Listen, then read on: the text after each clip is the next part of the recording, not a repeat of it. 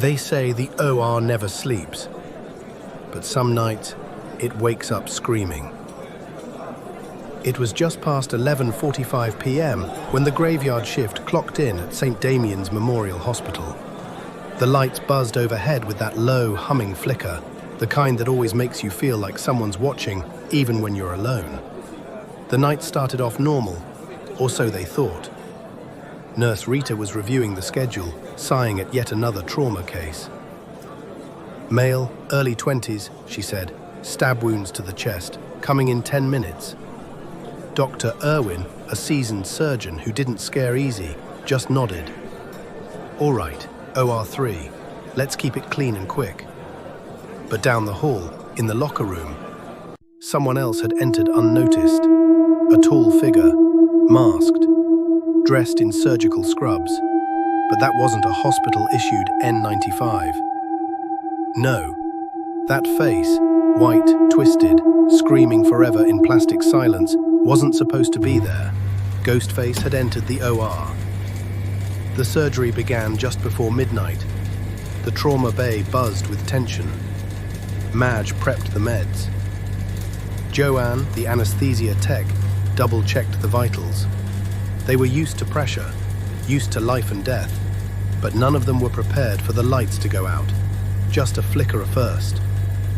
Then, darkness. The backup power kicked in. The red emergency lights cast a glow over the patient's pale skin. And that's when the whispering started. No one else heard it, but Alexis swore someone was humming. Not a song, not a machine, a person. He turned around, behind the glass of the scrub room window. A face. Not just a face.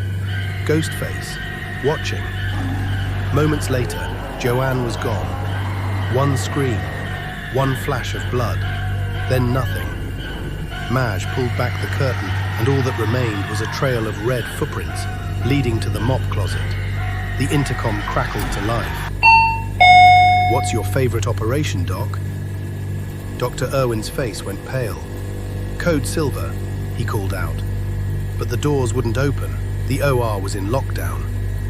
Ghostface's voice echoed over the room again. "I've always loved a good open heart. Makes it easier to break." They weren't just in surgery anymore. They were in a trap.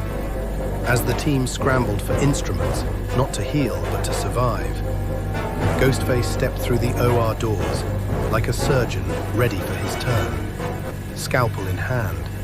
And behind that mask, a truth none of them were ready to face.